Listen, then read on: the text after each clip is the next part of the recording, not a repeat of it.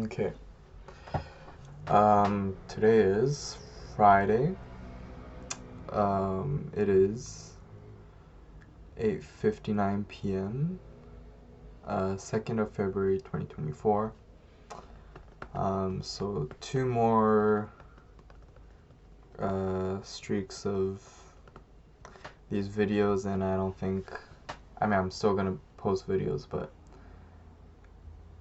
there'll be longer pauses between these series of videos because the film festival is almost over, and today I watched one. Tomorrow I'll watch one feature, and then I'm thinking on Sunday I'm gonna maybe rank them and just like look back which films were good and so on.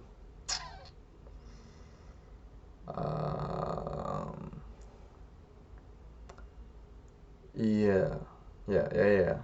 And like I could do it tomorrow, but then after I watch the feature film, I kind of want to let it sit. Only for a day. But at least, like, for example, my opinion on Coral kind of changed.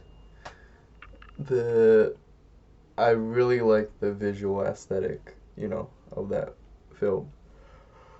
And it's the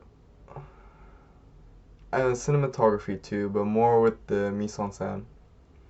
Something about the the bar architecture and the little dining architecture I really like. Not really architecture, like interior. Yeah. And then the lady singing that scene, I don't know. I kind of like it. Yeah. But maybe if I rewatch it, I'll be like, maybe it wasn't that good. 'Cause the mind recreates memories. Or a memory is a recreation of the past. That's a better way of saying it. So today I watched. What did I watch?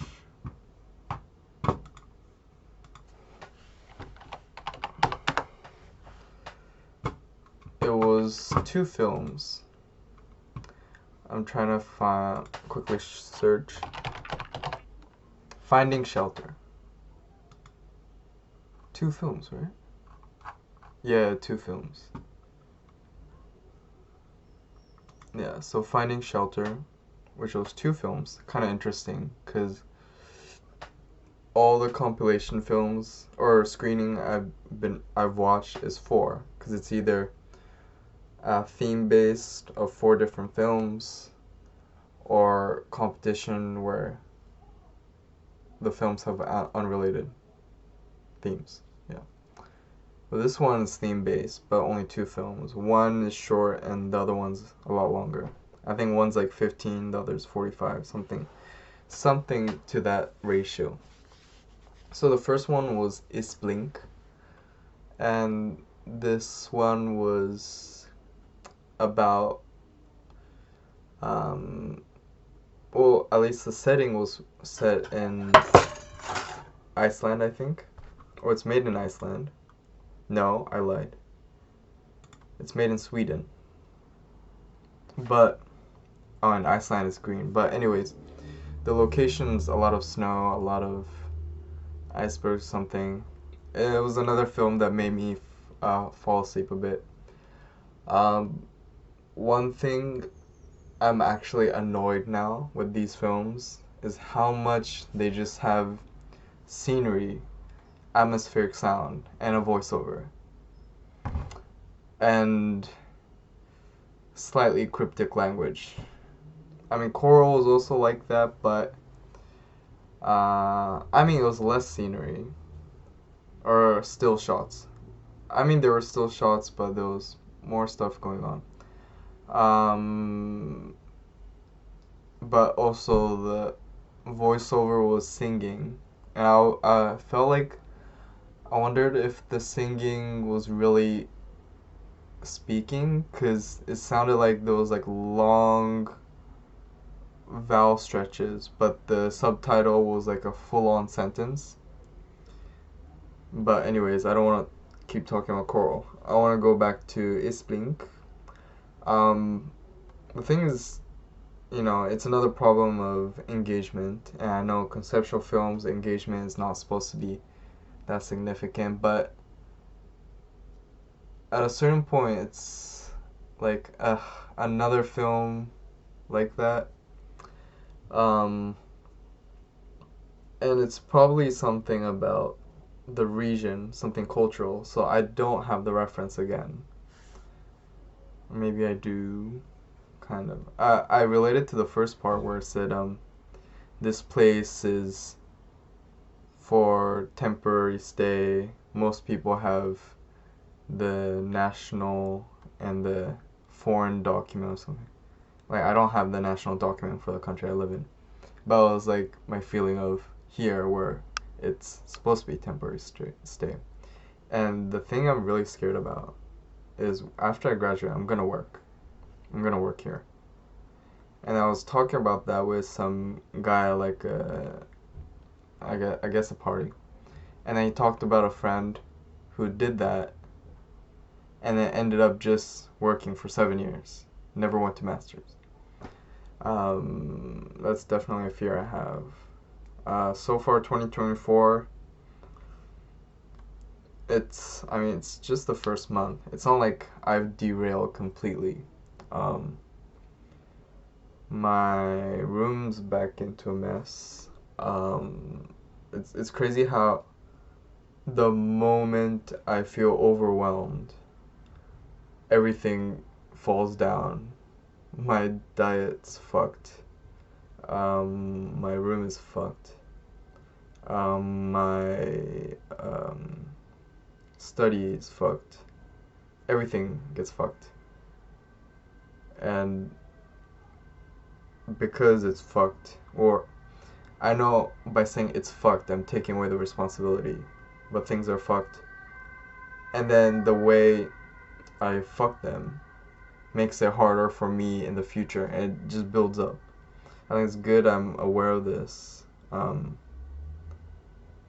think it's time I really realize it's a pattern, and I'll try to work on it. Starting by after I finish this, I will clean my room a bit. But anyways, going back, but I don't know if the film really was about being an expat. Because I forgot most of the film. It was Snow Thing. It's funny because there was a similar film with a rock theme. So it's like experimental films about Pokemon. So I just watched an ice type. Yesterday or 2 days ago, I watched a rock type. And then Coral's like water type. There was something else. There were a few other films like this, but honestly, I don't remember. I'm tired of it. I don't. Maybe it's conceptually profound, but do I dare say it? It was a shit film. Absolute shit. Like, I'm tired of it. Even the Rock one, like, it's shit. It's just not unique, It's not unique. They're probably saying something that's not even that deep, Even the Energy film was kind of similar. A lot of voiceovers. And like the Energy one, it's a cool idea, but it's conceptually pretty dog shit as well. I mean, but that's also because of my strong belief against my strong belief my strong sorry, the mic seems weird. The strong belief against spirituality and the fact that they somehow overlooked the concept of calories, which is another way of quantifying energy in our life, even though there's so many biological aspects of energy presented in that film. doesn't make sense. Um, and then also, a lot of the films I've watched, they just talk about death so much. Like, can you be a little bit more unique, you know? Um, I guess, you know, that's why it's indie, maybe.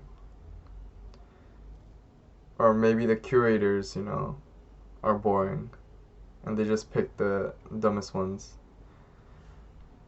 Uh, I just, it really makes me think I can do better. I guess that's how a lot of people would think. But just, maybe I'm just really bad at understanding, which is an issue. Um, I'm very terrible at deciphering um, media, you know, stories. But that's also because my like translation of the text, translation of the content into something conceptual is a bit off because I just have such a heavy projection of my mental world. I want to say, I make it sound like, oh, I'm special, but it's just that I mean, in a sense, I am dumb, but also there even at like level of trying to be creative or trying to abstract something, I always feel that there is a box. I mean, okay, obviously, but I still can't figure out the box. I struggle. That just makes me.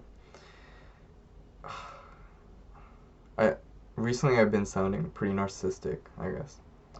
But you know, like Harmon, I gotta try to own it. You know, own the narcissism if I can.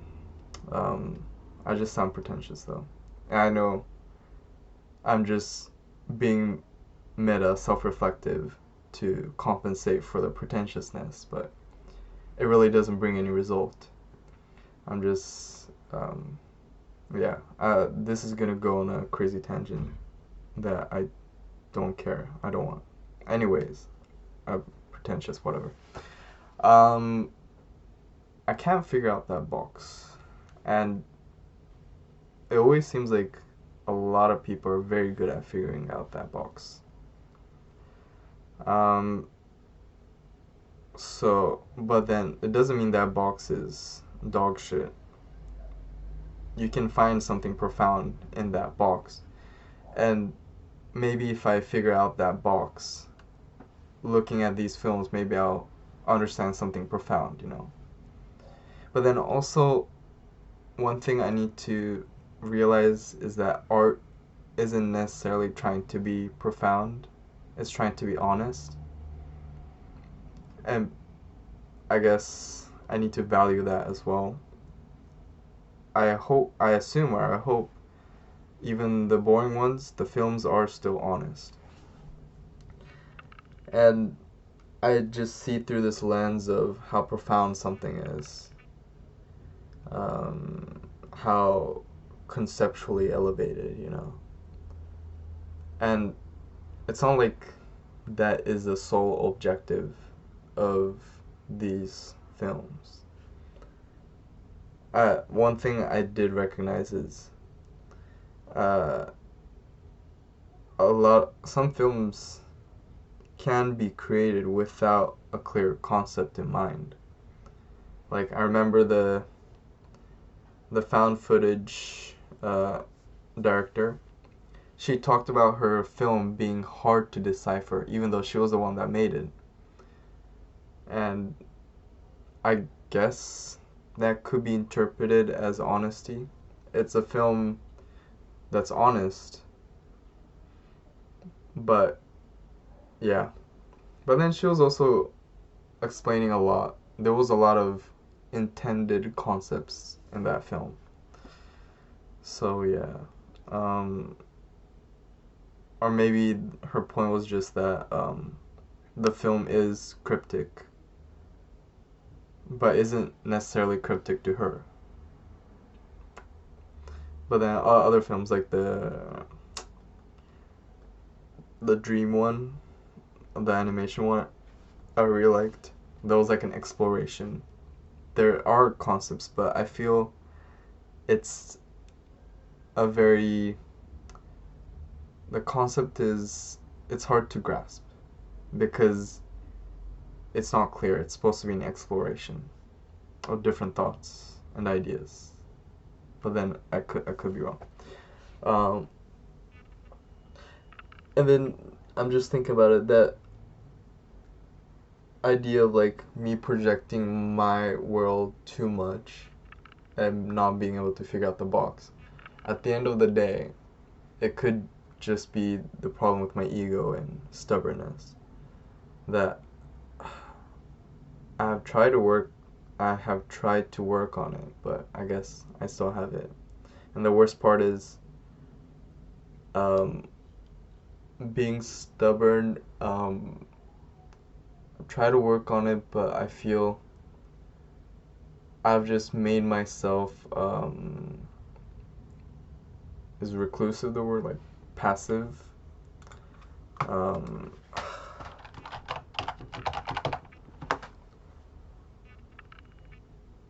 and not really reclusive could be part of it. Uh, More like uh, not confrontation. I mean, I've always not been confrontational, but um, even more lacking that energy, I feel. I've fixed on my stubbornness in the wrong ways, I feel. But I'm not gonna get into that right now. So yeah. But anyways, what was the film name? It's Blink. It's Blink. Um, I'm just gonna, like, I don't want to say it's shit because I'm scared. It is a good film. It's chosen for a reason, and I just can't see. But it was shit to me. So yeah. And then now the longer one. This was a bit more interesting. A Man Imagined, Canada. It was. I keep. It doesn't tell you how long it is. Or 62 minutes? I don't know. Six. Or it was a long film, kind of a long film. But not feature length. Uh, so this film, it was focused on this homeless guy in Canada who has lived basically his whole life on the streets. Um, and it was like this. I mean, it is a sad film. It's seeing his struggles, like his day to day is basically finding random objects on the floor or in the trash, cleaning up a little, and then going around the street asking drivers, in the middle of the street, do you wanna, like, he had this coffee machine in the trash, probably doesn't even work. Like, goes around going like, do you want a coffee machine for $5? And he just walks around, and then people give him money a bit. Like, no one would probably purchase the coffee, but they would, you know, give him some money. And he's like, thank you. And that's what he does all day to get money. And then he would just smoke or get drugs, or it wasn't like that much, or smoking. But his diet is crap. His substance, he has substance cigarettes mostly, I guess. He sleeps somewhere in the street, always changing location. Yeah. And just day to day, and it talks about. They also interview him about his like life, where he came from, and um, he talks about when he was a child. Apparently, there was this guy that took his parents away. Either the parents just left, or his parents got killed, and his and it was apparently for his freedom. Um, and the guy says it almost kind of casually, like, oh, I guess it was years ago, but it's so sad. Like, it's not, it is sad, but the way he spoke it was surreal, almost as if it's a complete false memory. Like, he had a trauma that just shaped this story in his mind, and he just never had the support system, and he's 70, living in the streets, kind of fucked. Um,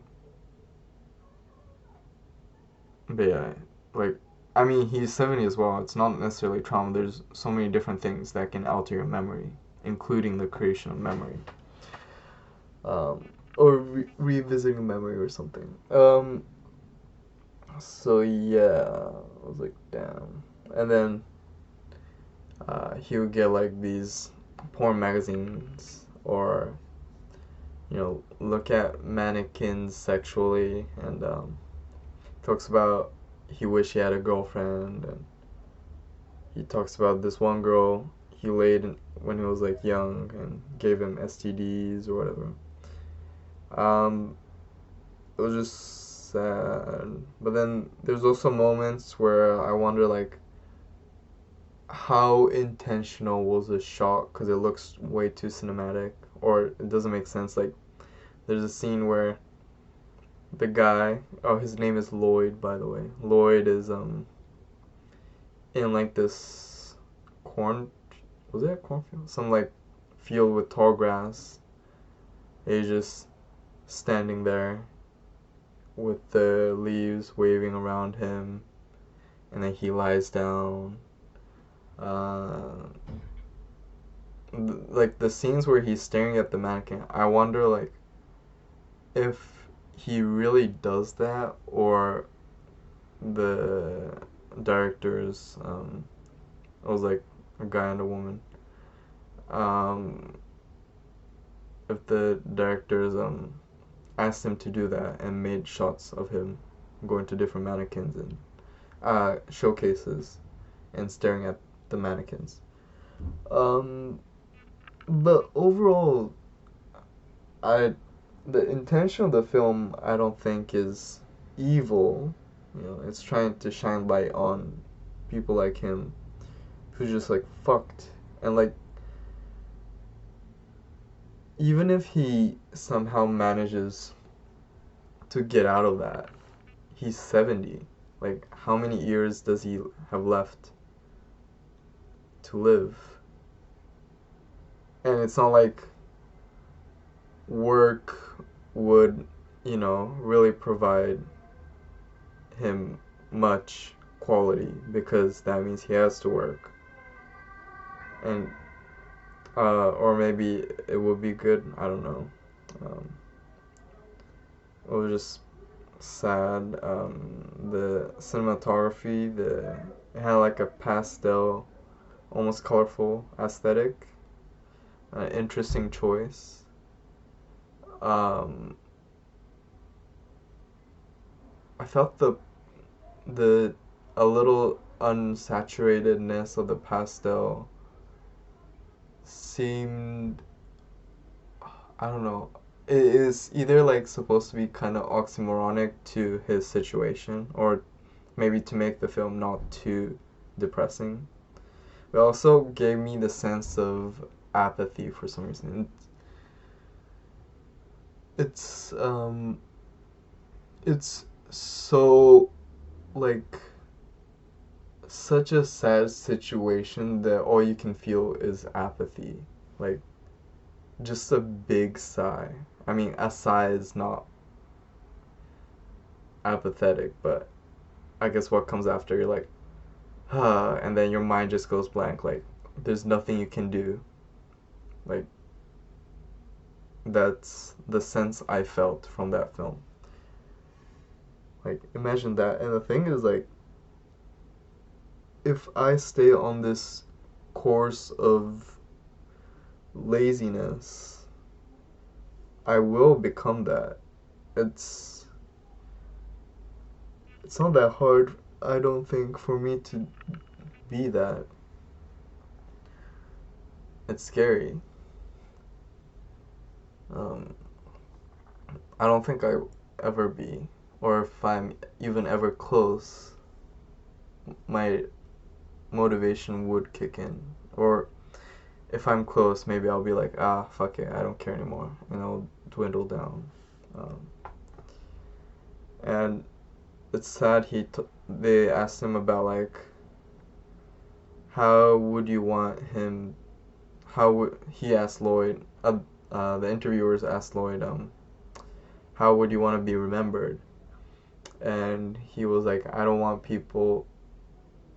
I don't want to be. Well, it was like, you know, dialectical. On one hand, he's saying like, I don't want people to remember me because I had a shit life.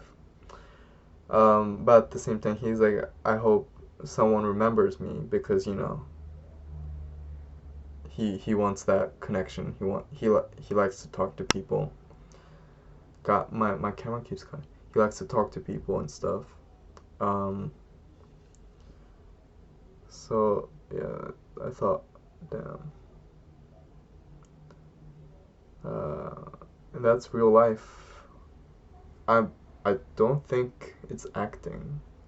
Lloyd is a real homeless guy, and it's also to do with you know, the the go the government. I mean, yeah, it's the government. I feel homelessness back in Japan is not as bad. There's so many facilities. You don't really see that many homeless people. Which, honestly, though, I don't really. I mean, I see homeless people, or like, I mean, I biked right through a tunnel with a homeless guy. It's like sleeping place. Um, but I haven't really thought about what it's like to be a homeless in a long time. Um, yeah, it's. I mean, this sounds really bad because obviously the life I have now is most likely 100% way better than being homeless. But there is a sense of romanticization that I feel, and homelessness, huh? Homeless, homelessness, because um, it's out of society, right? It's out of all the pressure from you have to be molded into this environmental work and education and this network society and this society of phonies and all these pressure. I want to say pressure to make money, but things like homeless people also have the pressure to make money. Um, Throughout the film, yeah. But I mean, I think it's a horrible thing for me to say. You know, like people like Lloyd, they they're fucked. They suffer their whole life, and I'm here able to talk to a fucking camera of my own and just post it on the internet. like it's nothing. I have a fucking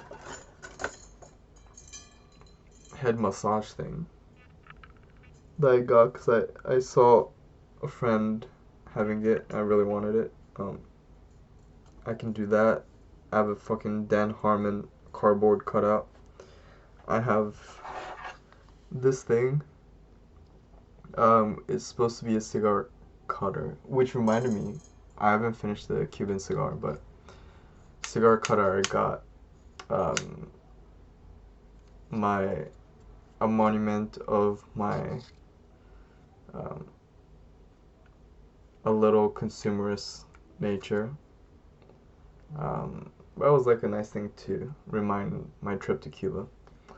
And it was also because I got a cigar. I wanted to use this to cut the cigar, but turns out it's super fucking blunt, so you can't cut the cigar at all. And the stickers, so like, yeah. At least it has the flag design. Yeah. So my point is that I am poor. I mean relative. It's just that I do have financial struggles. But there's a point in that I'm privileged to have these stuff. My laziness is founded on the privilege I have, for sure. I just don't find the desperation. But at the same time, I'm aware that at a certain point, I am gonna not have money.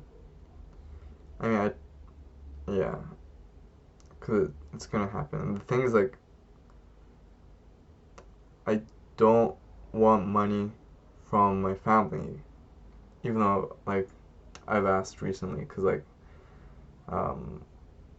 there is no shift right now, so I'm just it's net. The progression of my money is net negative right now. So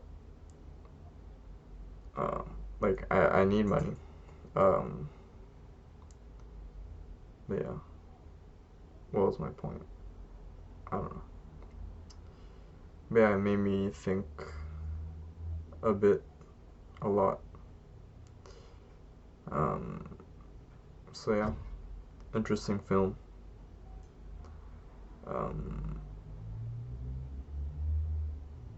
Yeah, I don't think I've ever really seen something that, looks at a homeless person's life like that. At least in terms of the rawness of, like, him. Oh yeah, he would like sniff nail polish at one point. He would like go to some dumpster and find some soda bottles with a little bit left, so he would drink them and stuff. There's a rawness to it, but then my issue is some scenes seemed a bit too staged. Maybe it wasn't though. Maybe it's just my my tendency to criticize because I like complaining. But yeah, it was. I don't want to chalk it up to it was interesting. That is disservice to Lloyd and the people who made the film. Because it's not. Because, like, conceptual. That's a bit different, but, like, conceptual films and art are a lot of times very privileged, I feel. Because people like me, we just have, like, time and space, education to just ponder and then have the time and space and money to put that ponder into some sort of expression. And like people who are really suffering, they don't have time to do that shit. They gotta really focus on surviving. And I'm here just talking about whatever thoughts come up in my head. And that's with a lot of conceptual art. I know that's not always the case, because a lot of conceptual art is political, and there's people fighting, through art. And that's a matter of survival as well. But a lot of the films I saw this week, and this thing I do, is a privileged form of art. Or is this art? I don't know. Of this ponder art, it's very privileged, and it's something I should, think about a bit more. About, people who can't ponder like this, because they have to fight every day. Yeah. It's like no one watches this, and I'm still trying to make sure I'm, like, making myself sound like I'm aware of my shittiness to protect myself. It's, I mean, I guess I should admit, but I hate that I always have to do this, where I have to make sure it's known that I'm aware that I'm being a bit shitty, being a bit pretentious. I wish I can just be a dick about something and be comfortable with it. I'm so scared of eyes, scared of, and worried, and constantly thinking about people's opinions about me, how they see me. Technically, this is on the internet, but no one's watching, and I'm still doing all this just to protect myself from all these imaginary eyes. I don't think I was like this. No. At a certain point, at a certain level, I think it's important, because it's a way for me to be mature in the sense that I could be sensible in this world as an adult. But at a certain point, it's just, I'm not myself anymore, Like, no one's gonna be perfect. Most people are dicks. And I'm probably a dick, and I'm just not aware of the dick parts that I don't, point out myself. But the parts I do point out, I'm tired of pointing it out. It just molding me, And I'm aware, but I can't help myself. And I swear part of it is due to both the internet culture of being hyper politically correct, and my college that's, you have to be politically correct. It is a form of indoctrination. Even if the political stance is of good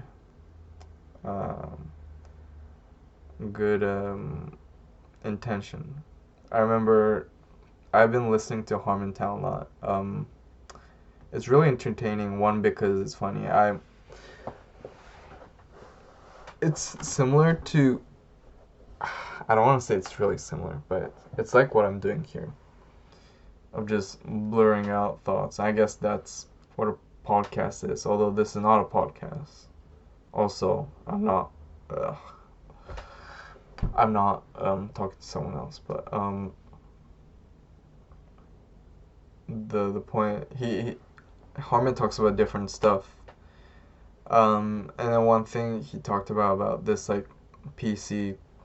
I mean, he didn't say PC culture, but he talked about PC culture. And then he talks about how this sort of like current zeitgeist of PC, but this was like back in 2012, but it's still current, I guess. Um, it's a system that helps assholes more than, actual good people, because now you create this like tangible check marks of how to be good. So people who are already good at being fake are gonna be able to seem more good. Um, so yeah, I thought I was good at being fake, but I guess I still struggle. Um, so yeah, or that's what I maybe tell myself. I'm good at. I want to be a good person by saying I suck at being fake, but also I think being fake is a skill, and if I admit to myself that I am good at being fake, that's a little braggy. I don't like it. And I don't think I am that good at being fake. Alcohol helps. Um, but it depends. Yeah. I really gotta. I always think like I don't really have that much opportunity to go drinking, like meet people, but then like my employment work does events all the time, so I really need to start. Like I hate just being there not knowing everyone. But like I guess, I gotta try more. Um, because yeah, I went to like, I guess it was a birthday party of a friend, and it's not like I haven't gone out drinking, but it just felt different. Because it's weird, like it's such a weird environment. Or do you want to just be numb, or do you want to have a conversation? But it's, I don't know what it is with, I don't know if it's me or if it's some people. I cannot break the wall at all. Um, it just becomes superficial and just the same repetitive conversation. What was kind of cool though, I would never do this myself, but I've never seen cocaine, and I saw cocaine. I was like, oh wow. I mean, it just looks like salt or sugar in a powder. Um, yeah, I didn't want to touch it for obvious reasons. I didn't want to smell it either. Although I was kind of curious. I don't know what cocaine smells like. But yeah, not doing that. But it was something new. I've never seen it, so cool. But it's like also like damn, the thing is like I'm kind of old for my year, and these people are a year younger than me, so they're probably like they could be like 3-4 years younger than me. Nah, maybe 3 years younger than me. Which, like, when you get into 20s, like that, age difference I think still matters. Like once it's below 19, but um, like the distance between age, like for people within 20s starts getting less significant. That happens when you get older. Um, so I sometimes put into context of like high school, middle school, and thinking about the people 3 grades younger than me. Like I didn't even really know most of them, or I guess no, I knew some of them, but to think like those kind of people, or 4 years younger, honestly, those kind of, because 4 years younger I wouldn't know, at all. But those kind of people are now drinking and snorting cocaine. Like, Jesus. I mean, I guess Europeans are also a bit different. And I wasn't in like a European middle school, high school. So yeah. Um, but yeah, you know, when you can't really talk, what I would do is just get really high so I can make this excuse that, I'm too high to talk. Too high to talk. And then the social anxiety would still be there, so my heart's pumping and helps me get higher. Um, I hope I I can stop this. Although like I still enjoy getting high, but I feel like I could just reserve that for when I'm by myself, cause that's enough. Like I haven't enjoyed getting high with well, I have a friend who's in another city. I smoke with him sometimes when I meet, but also like smoking doesn't usually. Well, when I smoke with him, I haven't really gotten that high. So, but other than that, like when I had weed,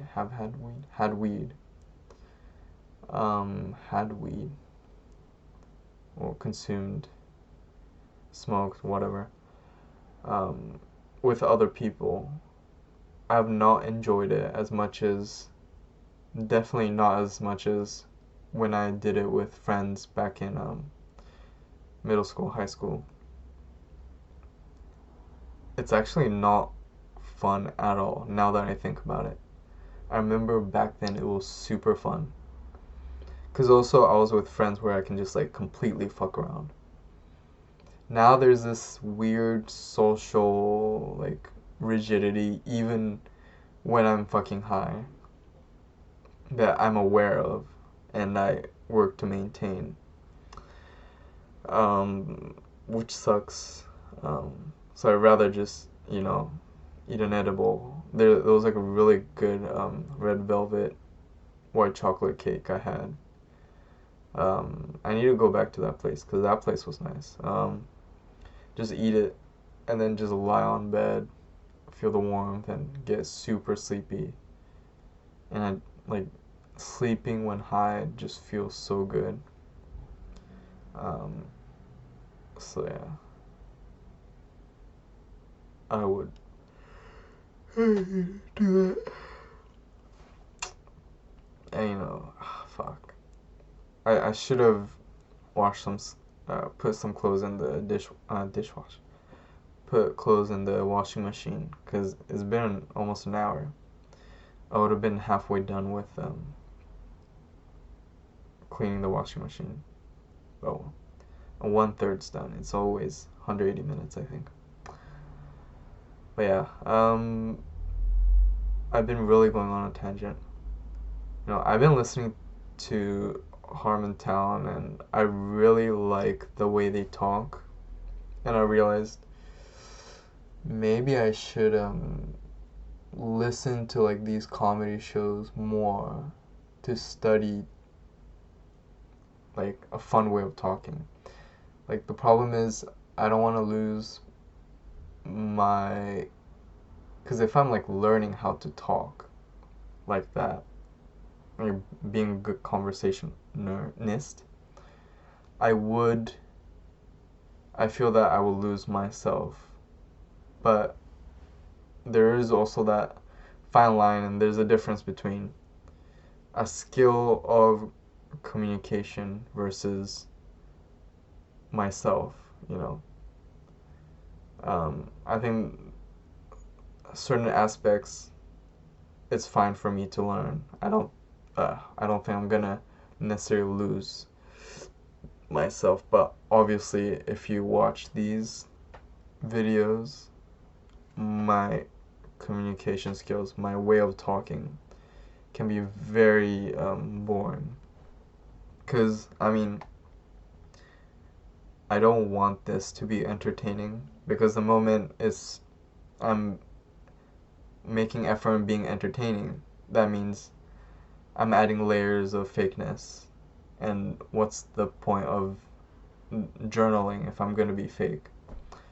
Um, so unless being fake is, in that situation, the most honest thing I'm doing, because I'm too insecure and need to be fake, um, or there's something that's making me fake. So in that sense, it's still honest. Um, but other than that, I don't want to be an entertainer here. And I hope throughout the years, hopefully throughout the years, I don't change this into something entertaining. It should just be a video that maybe someday I look back, or maybe I would never. I mean, it's boring for me, but the whole point is, um, 10 years from now, I look, ugh, the voice cracks. But the fact that I'm voice cracking means I'm kind of suppressing my voice. So there's something in me that's still suppressing it. Most likely, it's just I don't want my roommates hearing me. But the idea is 10 years from now, I look back, or it's not I look back. There's something to look back that doesn't rely on memory that's so unreliable. There's something physical on such an accessible, or in a place where it makes my journal very hard to destroy, which is the internet. Because I mean, a book, I'm probably gonna lose a book. Maybe I won't. Who knows? But I'm sleepy again. Speaking of sleepy, one last thing I thought was really funny. I remember yesterday when I was making the video, I got really sleepy. At one point, I think I dozed off for a second, and I think I said infidelity.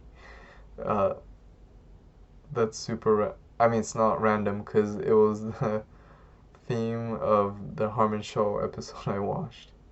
I thought that was funny. Yeah, I'm sleepy again. I'll try to make some effort to clean. Yeah.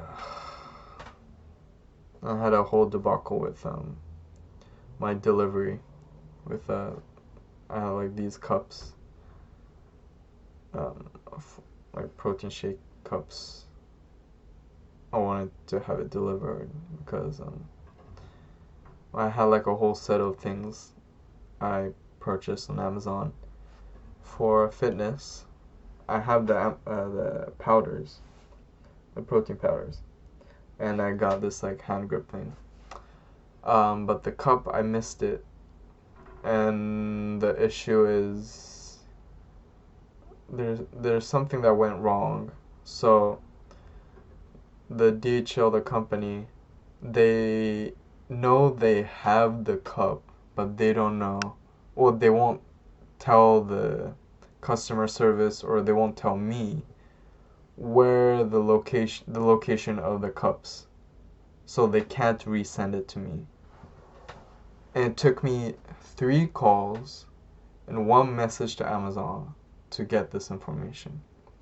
And the whole thing is, I need to contact the seller or Amazon to ask DHL to do an investigation. I can't ask DHL to do an investigation directly, even though they're the couriers and they're the ones that are keeping my cups hostage. And this red tape is so frustrating. Ate me up for like a whole 2 hours, an hour or two. But yeah, it's I hate it. these are the kind of things, you know. Is like the whole concept of red tape is kind of funny because my introduction to red tape was or bureaucracy was through comedy. I I heard or read the comedy before I understood the word bureaucracy. Bureaucracy. So it's always going to be a bit funny to me. And there's a whole thing with the community episode. Or I remember, like, I think my first bureaucracy joke was someone telling a joke to Putin. Um, yeah, I don't talk about Putin too much. But it was like a joke about a prisoner that goes through so many layers of red tape that eventually he's assigned a weapon to go back and be a soldier, even though he was a foreign prisoner or something. Um, yeah, but that's it. Okay, I'm done.